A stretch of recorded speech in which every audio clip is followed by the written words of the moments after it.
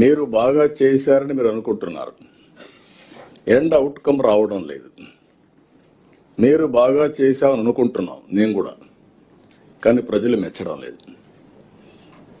ఏ stake holders కోసం పనిచేశామో వాళ్ళు మెచ్చకపోతే there is something. ఒక డిపార్ట్మెంట్ అవుట్ స్టాండింగ్ పర్ఫార్మెన్స్ ఉంది, ఒక డిపార్ట్మెంట్ ఇంకా పికప్ కాల.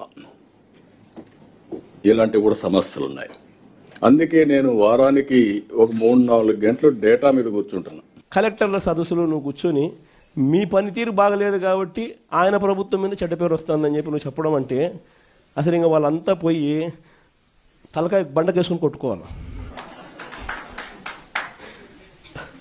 ఆ స్థాయిలో ఈ మనిషి బుర్ర పనిచేయడం లేదు, చంద్రబాబు నాయుడు గారి బుర్ర.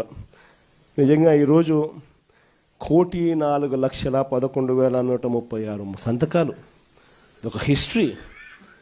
నిజంగా ప్రతి సంతకము కూడా ఎక్కడా కూడా పొరపాటు జరగకూడదని, ప్రతి సంతకము సిన్సియారిటీతో ఈ నిర్ణయం వ్యతిరేకిస్తూ అక్టోబర్ 7వ తారీఖున ఉద్యమానికి మనం కార్యాచరణ చేశాం.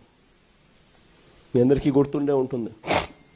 అక్టోబర్ 7వ తారీఖున మొట్టమొదటి బీజం పడింది. అక్టోబర్ 9వ తారీఖున నర్సీపట్నం మెడికల్ కాలేజీని నేను సందర్శించిన.